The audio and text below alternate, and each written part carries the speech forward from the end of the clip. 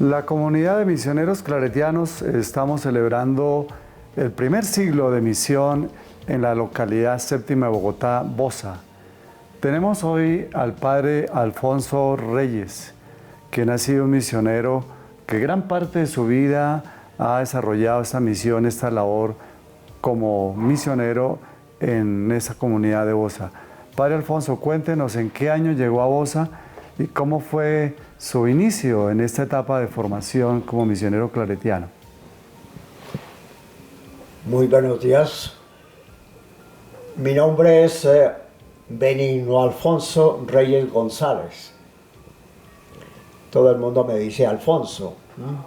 Ese nombre primero Benigno fue porque al nacer que me parecía mucho a un tío no llamado Benigno y por eso me pusieron ese nombre. Y Alfonso es el nombre de mi padrino de bautizo, que puso esa condición: soy padrino si le ponen el nombre mío. Entonces quedé así, Benigno Alfonso. Nací en Bogotá, en el barrio de La Candelaria, en el año 1932, el 14 de diciembre. E ingresé en el seminario en 1947,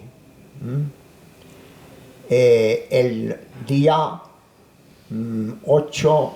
16, el día 16 de febrero, iban a comenzar curso ya, 16 de febrero de 1947. Estaba de superior el padre Miguel Atucha Gorostiaga, vasco, misionero claretiano, y de prefecto estaba el padre Ignacio Montoya Vélez, antioqueño, que fue formador mucho tiempo, casi 40 años de su vida fue formador. Entonces me recibieron y yo con la familia tenía la condición de que al año me saldría para pedir ingreso en el seminario diocesano de Cibaté, que funcionaba en Cibaté. Pero no fue así. Yo realmente me encariñé tanto de la comunidad claretiana que me quedé definitivamente para toda la vida. Alfonso, ¿y quién fue el iniciador de su vocación propiamente? ¿La familia o algún padre claretiano? En ese tiempo no había promotor vocacional. Los promotores vocacionales eran los misioneros en misiones populares. Cuando íbamos a misión popular, siempre invitábamos a los jóvenes: ¿quién quiere ser misionero claretiano? Y se iban apuntando.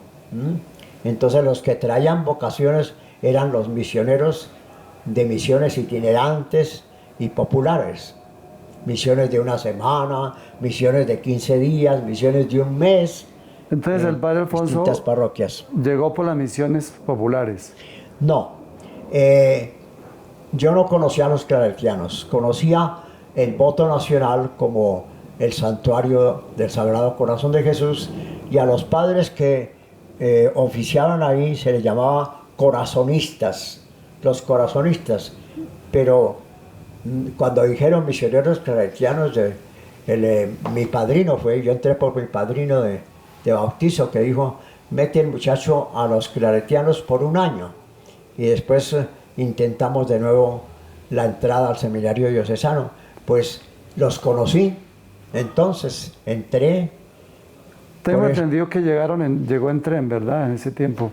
Se vino ya desde la Candelaria de Bogotá a Bosa en tren. La venida fue tomando el tren en la estación de tren de la carrera 18, calle 13, la avenida 13 y carrera 18. Ahí está todavía el edificio de la estación de tren, que era ya la salida de Bogotá.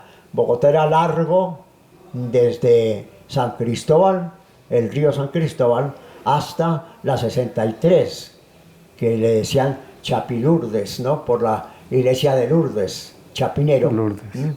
Luego seguía el tranvía del norte hasta la 72, subía y ahí era la estación cerca del templo de la Porciúncula de los franciscanos. Entonces, coger el tren, había unos buses, pero eran tartanas horribles, no.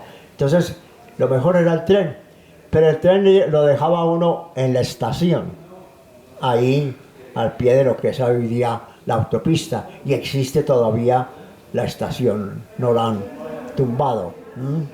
Y después tenía que coger uno a pie hasta donde estaba el seminario, por camino polvoriento, limitado por tapias de barro, de tierra. Llegaba uno todo lleno de polvo, de tierra, porque era a pie. Entonces yo entré así, traje todo el equipaje y todo. ¿Qué etapas de su formación hizo en Bosa? ¿Qué me acuerdo de mi formación? Pues bueno, al principio era el seminario, los 5 años primeros de bachillerato eran unido todo el seminario con un solo prefecto y 2 auxiliares. Al año ya dividieron en 2 sesiones, primero, segundo y tercero de bachillerato, primera sesión, y los 2 años siguientes, cuarto y quinto, la segunda sesión. El sexto bachillerato se hacía después del noviciado, en Zipaquirá. ¿El noviciado lo hizo en Bosa? Entonces, el noviciado yo lo hice en Zipaquirá. En Zipaquirá. Estuvo al principio en Bosa, en el patio gemelo de entrada, pero después lo pasaron a Zipaquirá, el noviciado. Sí. Bueno, Alfonso, ¿cómo recuerda usted a Bosa? ¿El río Tunjuelito era limpio? ¿Se iban a bañar? ¿Iban a pescar? El río Tunjuelito era totalmente limpio. Pescábamos ahí sardinas, truchas, capitanes, y pues eso todo era pues comida, ¿no? Pescado. Y luego las albercas de piedra para el agua llovida, y ya estaba también el agua del acueducto. Entonces era el río Tunjuelito totalmente limpio, y nos íbamos a bañar y nadar allá en la confluencia del Tunjuelito con el Bogotá, que había una parte panda más o menos, como una piscina, y ahí nosotros íbamos de paseo, sí. Fonsi, ¿qué es lo más gratificante de toda la etapa de formación? La relación con los formadores, la convivencia con los compañeros. ¿Qué recuerda como lo más significante? Bueno, como más significante, sí, era una vida realmente de mucha fraternidad, y los formadores eran como si fueran nuestros padres, nuestros papás, ¿no? Muy acogedores, muy serviciales, no, totalmente pendientes de nosotros. Entonces uno se acostumbraba muchísimo, como dicen acá, se amañaba muchísimo, ¿no? Por ese trato tan amable. Y luego la extensión era una finca de 100 fanegadas, llegaba casi hasta Ciudad de Roma, y por supuesto 4 campos de fútbol, amplísimo todo, y las arboledas que surcaban los potreros, una cosa enorme y muy hermosa. Entonces realmente uno le encantaba. ¿Lo que más jugaban eran frontón? Se jugaba el fútbol en los campos, ¿no? Y el frontón, o que llaman allá pelota vasca, ¿no? Pero no con estas canastas, digamos así, que se juega, sino con raquetas de madera, ¿no? Raquetas le hacían en la carpintería las raquetas, y se jugaba la pelota vasca mucho, sí. El básquet también, y sobre todo el fútbol, había varias canchas de fútbol, y profesionales, o sea, con medidas profesionales. Bueno, Alfonso, y también ¿Recuerda lo que le enseñaban en esta etapa de formación, obligado a aprender el latín, no? Sí, todos los días teníamos una hora de latín. Por la mañana era sagrado tener una hora de latín, de manera que uno estudiaba todo el bachillerato, una hora diaria latín, terminaba hablando latín perfectamente, sí.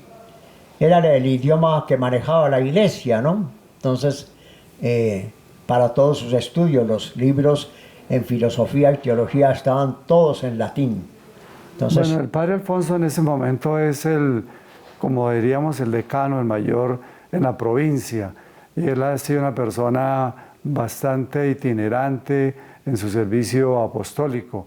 Y también recordar que Alfonso, decimos nosotros por broma, es un Google en la comunidad. Todo lo que uno le pregunta, él lo sabe. Alfonso ha tenido una formación especializada. Cuéntenos, ¿cómo ha sido su formación académica, Alfonso? sí, se insistía mucho en la parte intelectual, sobre todo la historia, la literatura, la redacción, porque se tenía la convicción de que el predicador tenía que ser un buen escritor y un buen orador, porque era el servicio de la palabra. Entonces, clases de redacción, clases de literatura, clases de oratoria, que se llamaba declamación, clases de redacción y todo eso para el manejo de la palabra. Y luego el latín, por lo que era el idioma de la iglesia ordinario. Y el griego también, estudiamos en bachillerato 2 años de griego, bastante profundo, bastante bien. ¿Por qué? Porque era el idioma original, o es el idioma original de la Biblia.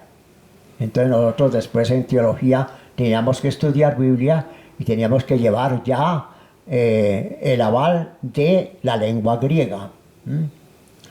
Lo otro, digamos, fue afición, que había una biblioteca muy buena de historia, enciclopedias de historia, entonces le encantaba a uno leer, entonces todo eso ilustra muchísimo, amplía uno mucho la ilustración y la memoria, sí. Fonsi también estudió filosofía y letras en la Universidad Javeriana, ¿no? Ya después de ordenado, entonces tuve un espacio, fui párroco del Voto Nacional durante 5 años, del 70 al 75, y entonces ahí comencé estudios, al terminar comencé estudios en la Javeriana. Claro, me reconocieron toda la parte de filosofía, todo eso me lo reconocieron, entonces prácticamente fue estudios de literatura, completamente, ¿no? Y me encanta mucho la lingüística, entonces hice especialización en lingüística, ¿no? Licenciatura en filosofía y letras y especialización en lingüística. También Fonsi pinta, es un gran pintor. ¿Cómo ha sido eso del arte? Bueno, eso es una historia larga porque mi mamá tenía cualidades de artista y bordaba, pintaba, en fin.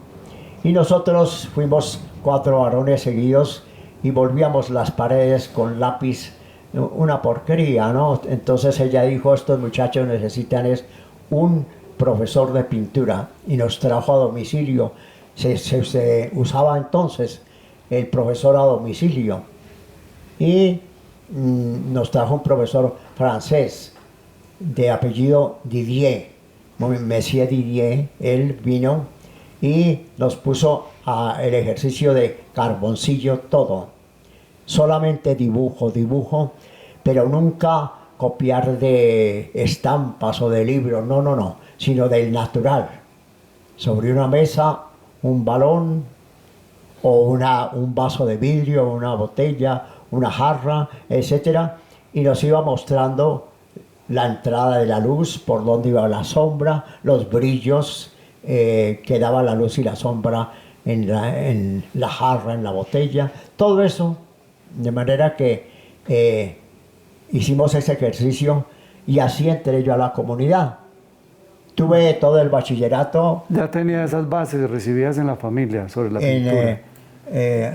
Autodidacta, pero ya en teología, en Manizales, los años de teología, que eran 4 años enteros, el prefecto nos concedió, al padre Guzmán y a mí, nos concedió ir todos los jueves a estudio de academia, a mí en la pintura y a el padre Héctor Guzmán en la música. Nos íbamos los dos al Palacio de Bellas Artes y ahí estudiamos, cada uno con su profesor. Estudiamos ya la técnica, ¿no?, de la pintura, de la figura humana, de todo eso. Pues esta ha sido una formación bastante cualificada, destacada en el padre Alfonso, que la ha puesto al servicio de la misión. Alfonso, cuéntanos ahora cuántos años de su vida ha pasado en Bosa. Durante estos 100 años que estamos cumpliendo en Bosa, ¿cuántos años ha dedicado a su apostolado, a su misión? Ha sido también formador en inserción. Cuéntenos algo de esa experiencia. Bien, resulta que la primera parte de mi formación básica fue en Bosa, naturalmente. Ya después fue en Manizales, en Zipaquirá, la filosofía y la teología en Manizales. De allí en adelante volví a Bogotá otra vez para ser profesor de latín y griego en el seminario 1 año y luego prefecto del seminario 2 años. En Bosa. En Bosa. Volví otra vez a Bogotá. Después me pasaron al voto nacional como promotor vocacional. Seguí viviendo ahí en Bogotá. Después me pusieron predicador itinerante, predicador de misiones populares, con base en la casa de Bosa, que era también casa misión, la casa cural de Bosa, de Bogotá. Y ahí estuve hasta el 70. El 70 vine a ser párroco, seguí ahí hasta el 75.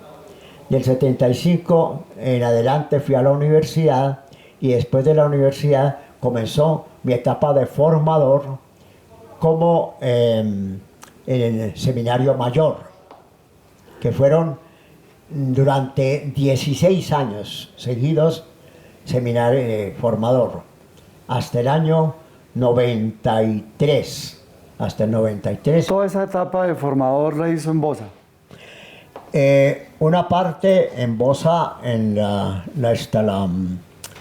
inserción. La inserción es vivir a tenor de la gente, ¿no? En casas como el común de la gente, ¿no? Entonces, todo ese tiempo, hasta el 93, estuve en distintas partes de Bosa, distintos barrios de Bosa, como formador.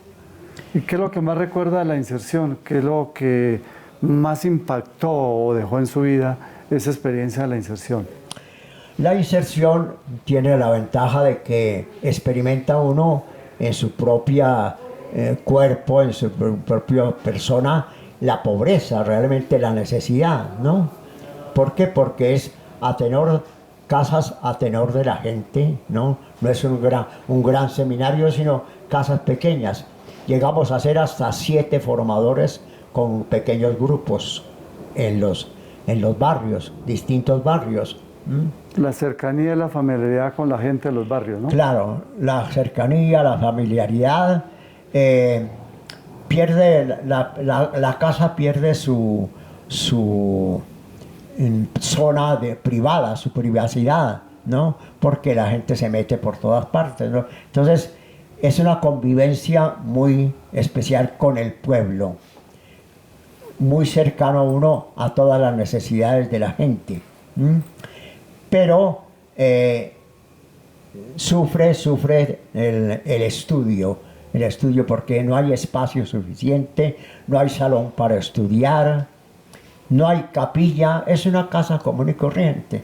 Entonces, claro, sufre por una parte el espacio para estudiar, el silencio para estudiar y todo eso. Y para la oración también. Y para la oración. Bueno, Alfonso, y en estos 100 años de la misión en Bosa, ¿cuál considera que ha sido el mayor aporte que han dado los misioneros claretianos a estas comunidades de Bosa? Bueno, el primer aporte ha sido para la congregación y la iglesia en la formación, porque ahí en el seminario se formó generaciones enteras. Durante mucho tiempo se formó generaciones de sacerdotes y de hermanos, porque era una abadía, realmente una abadía, la casa de Bosa. Eran 25 hermanos más o menos, que se les enseñaba artes distintas, oficios diferentes, para volverlos expertos en eso. Y nosotros estudiábamos el bachillerato y la parte profesional, ¿no?, de la carrera. Entonces, el primer mérito es la formación de muchos misioneros. Luego, el otro mérito es que nos centramos bastante en la pastoral, sobre todo popular, de una zona popular, no marginal así tampoco, ni un suburbio, no, era ciudad, pero, y fue creciendo con la capital, pero cercanos a la gente en todo, llevando el culto en la parroquia de San Bernardino de Bosa durante todo el tiempo. El año entrante, el 24, celebrará la provincia los 100 años de servicio parroquial en Bosa. De manera que el 24 aceptamos la parroquia de Bosa, que comenzó con seminario, pero la parroquia se aceptó el 24. Cumpliremos 100 años de estar a servicio. ¿Podríamos hablar algo de la experiencia, por ejemplo, de la pastoral bíblica?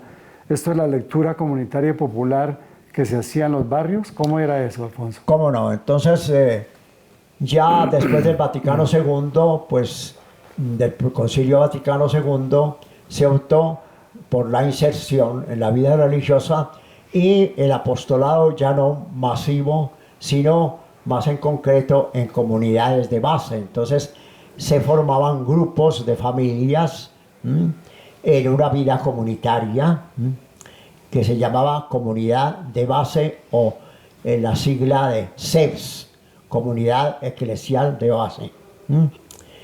Y ahí se compartía la Biblia dialogada y interpretada por todos, claro, con un guía que orientaba la exégesis, la interpretación y lo que aportaba la gente de su parte, de lo que sentía frente a la palabra, lo que pensaba frente a la palabra. Entonces ese era un ejercicio realmente de lectura popular, sí. Aplicada como a la realidad también, ¿no? Lo que le inspiraba la palabra a la vida, a la realidad. Aplicada a la realidad. Sí. Bueno, Alfonso, también aquí se formó o tuvo el origen, digámoslo así, el génesis de lo que se llamó el movimiento juvenil Quihuayacta. ¿En qué consistió ese movimiento? ¿Cómo no? Nació, digamos, el anhelo de hacer un movimiento de pastoral juvenil, naturalmente, con una inclinación hacia la pastoral vocacional, para vocaciones de la iglesia y de la comunidad. Quihuayacta quiere decir, en quichua, quiere decir tierra de hermanos. Quihuayacta se traduce tierra de hermanos en el idioma quichua o quechua, que nosotros decimos, ¿no? Bueno, grupos juveniles donde se vivía también en comunidad, cada uno en su casa, pero durante el día se estaba en el centro, viviendo en comunidad, y cada uno aportaba sus cualidades, su ánimo, su formación para el apostolado.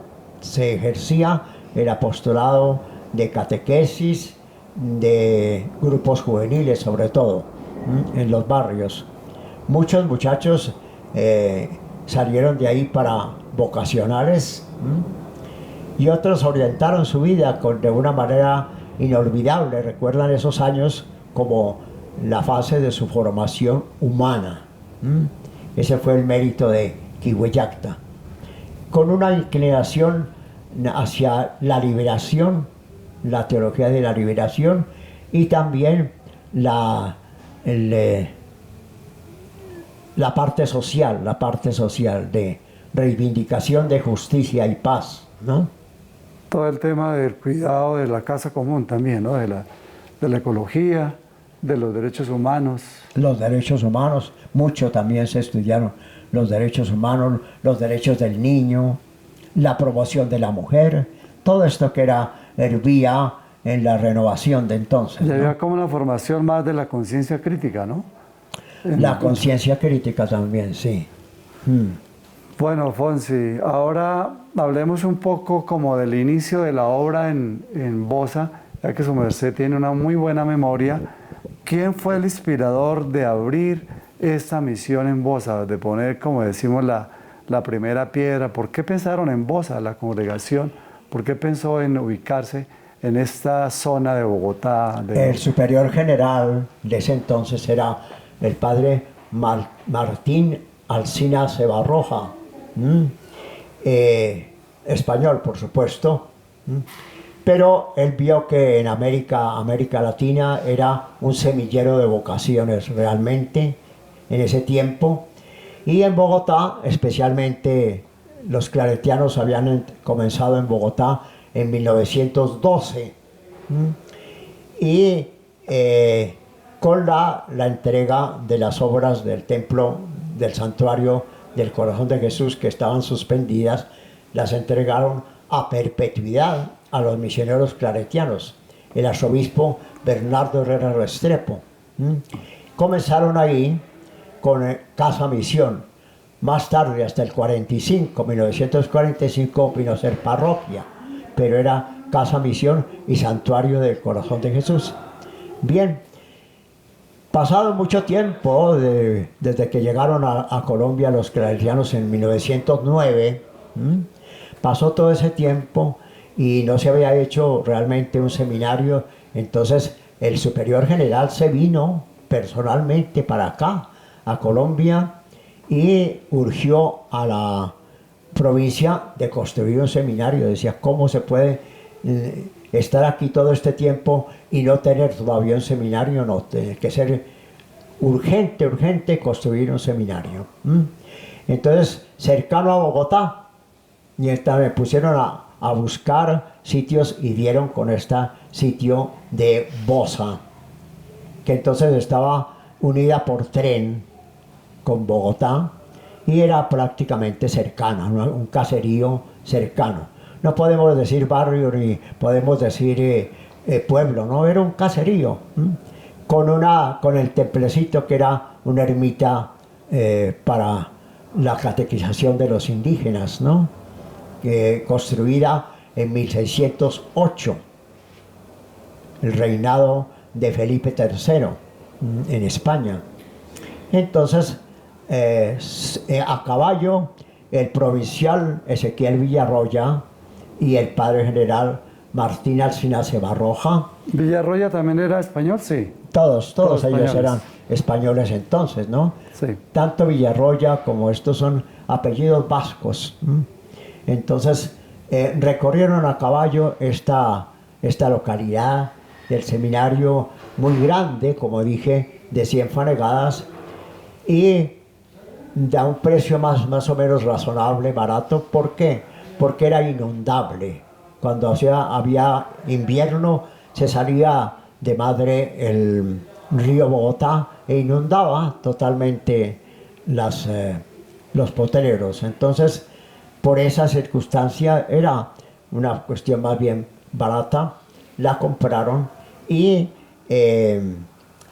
idearon ahí en la parte alta que está cerca de la plaza del poblado, el parque central, ahí el seminario, ¿no?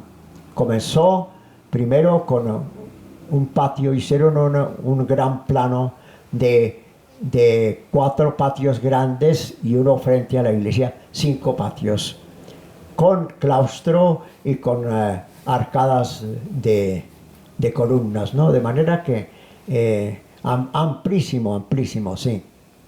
Y comenzó la construcción. La manera de construir era base en piedra hasta la altura del zócalo.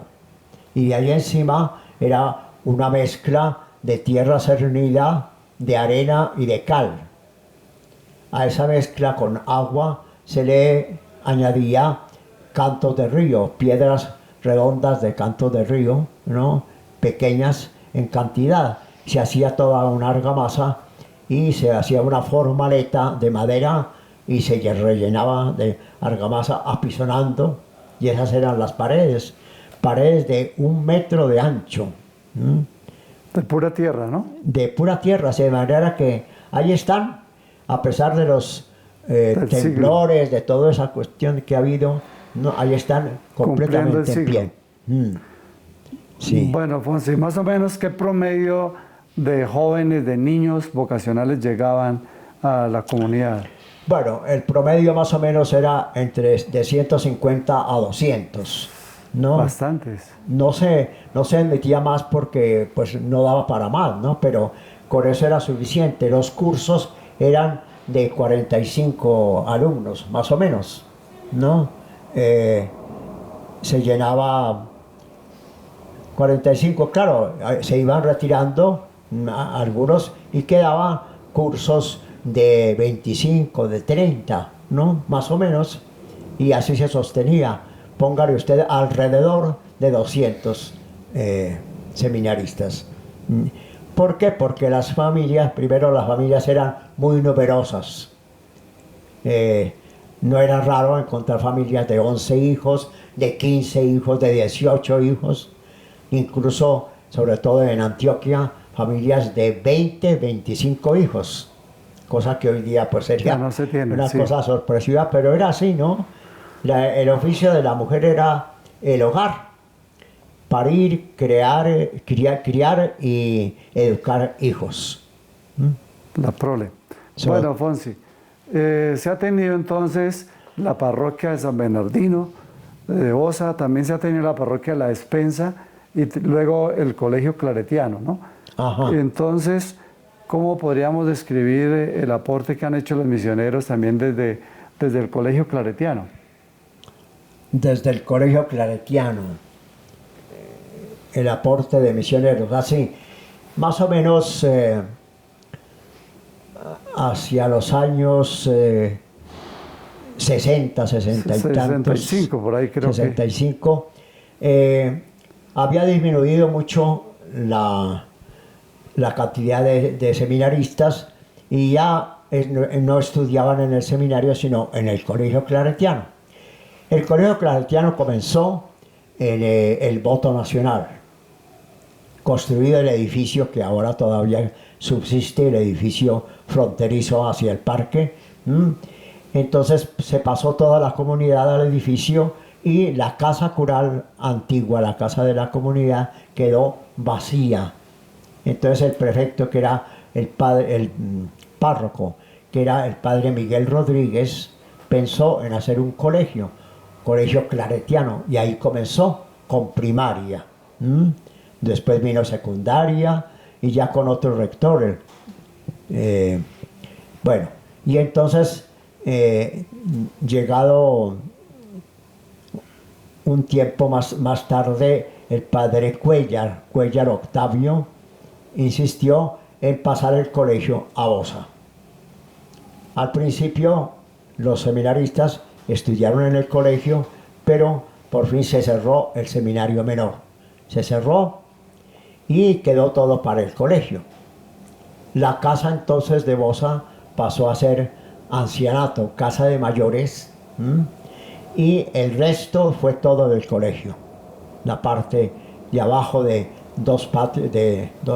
patio de doble arcada y 2 pisos, eso quedó para primaria, y al otro lado lo que era noviciado quedó para secundaria. Y ha ido creciendo. Más tarde se construyeron otras partes y últimamente el gran edificio de estilo brasileño, ¿no?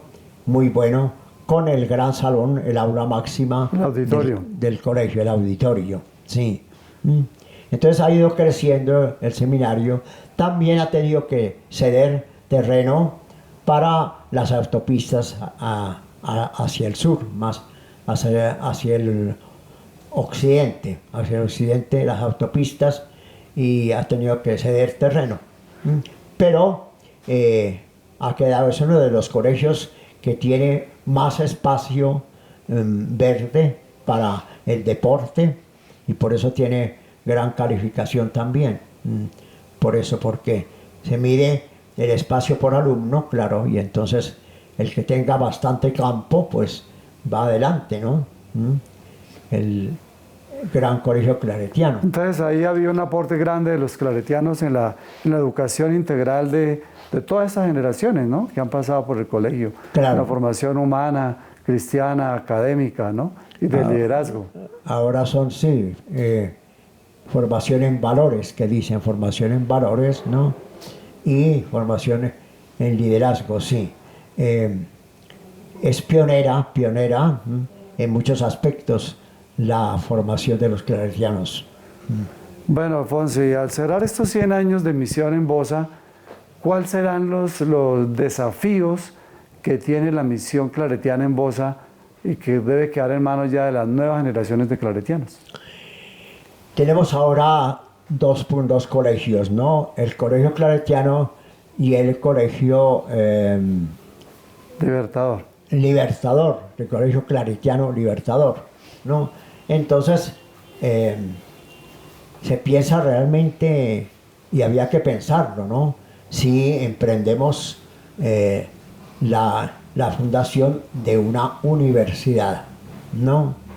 Porque ya es como tiempo de entrar realmente en estudios superiores, dado la cantidad de exalumnos tan grande que hay, ¿no? Y el prestigio que se tiene, pues un paso más sería la enseñanza universitaria. Ese sería un Además desafío. es una población de bastante jóvenes, ¿no? En Bosa. Y sobre todo una gran población juvenil, sí. ¿Por qué? Porque Bosa ha crecido muchísimo en la parte habitacional. Se acerca como al 1.000.000 de habitantes, ¿no?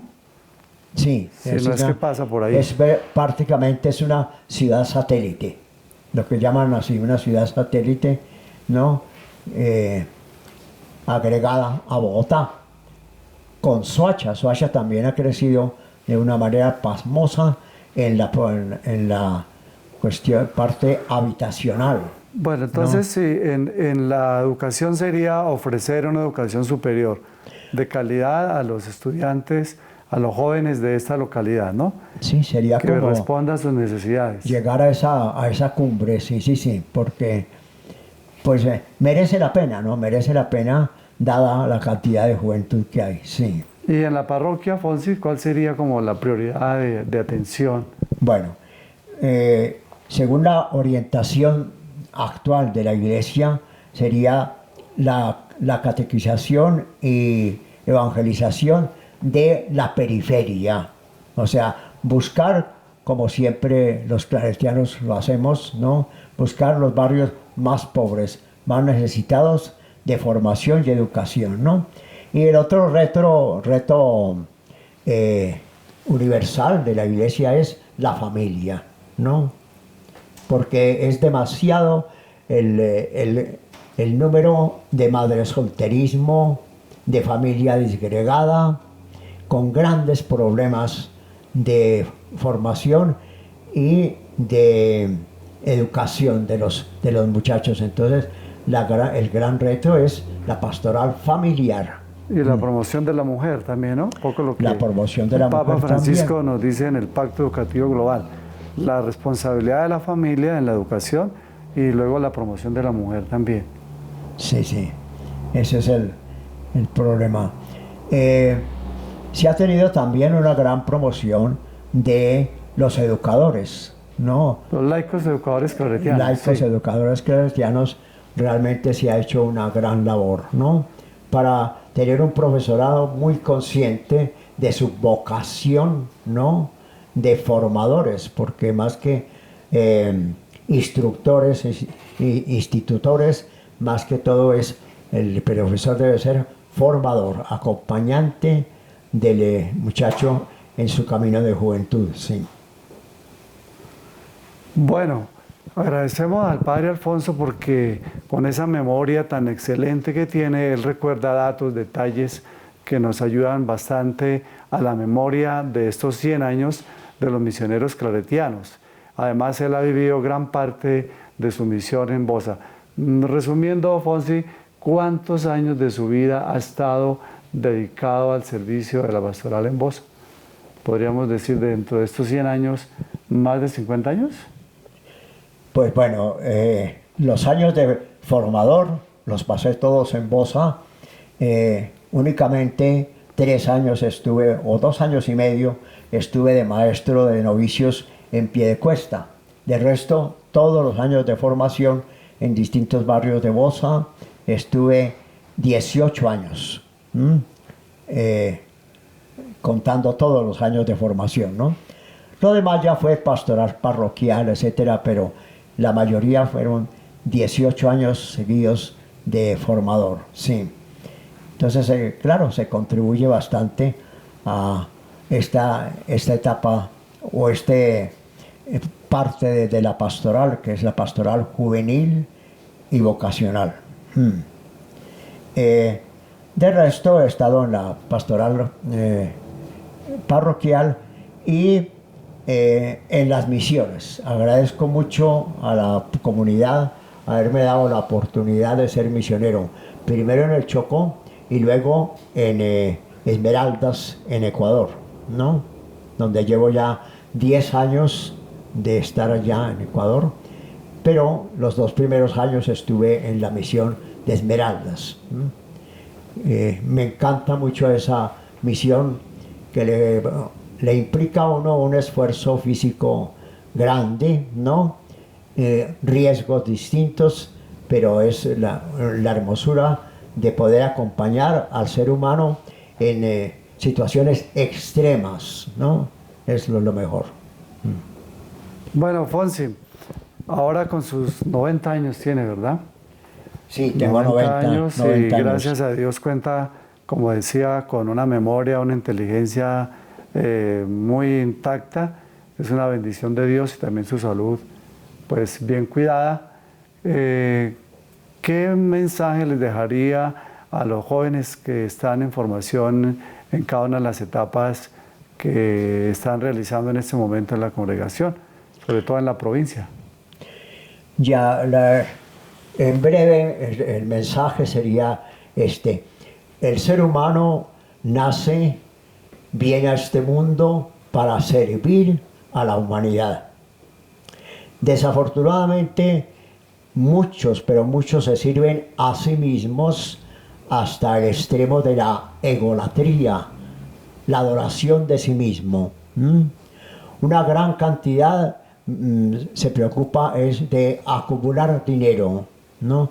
Todo eso es tiempo perdido completamente.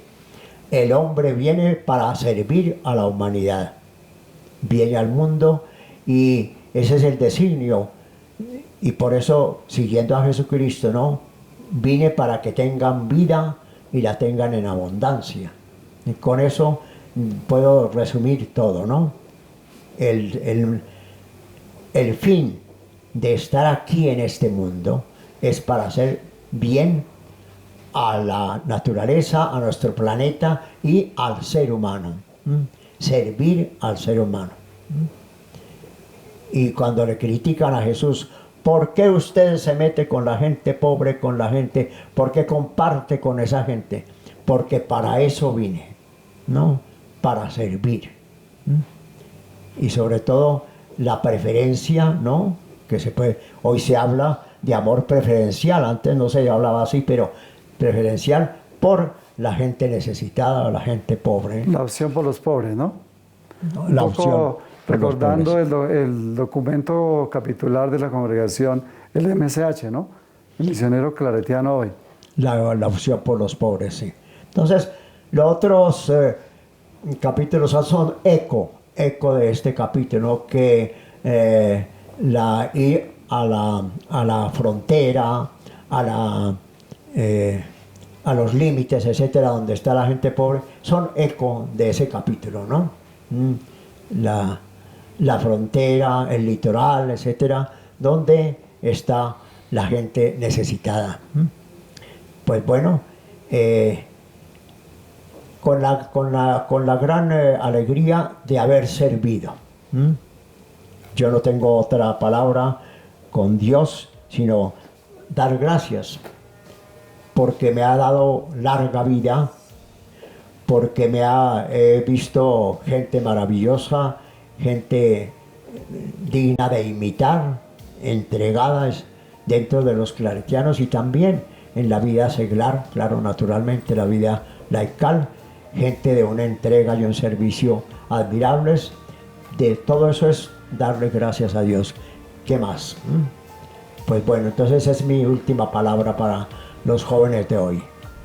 Pues bien, agradecemos al Padre Alfonso por este aporte, este testimonio que nos ha dado de ayudarnos a recordar parte de esta historia de lo que ha sido la presencia misionera de los misioneros claretianos en la localidad de Bosa.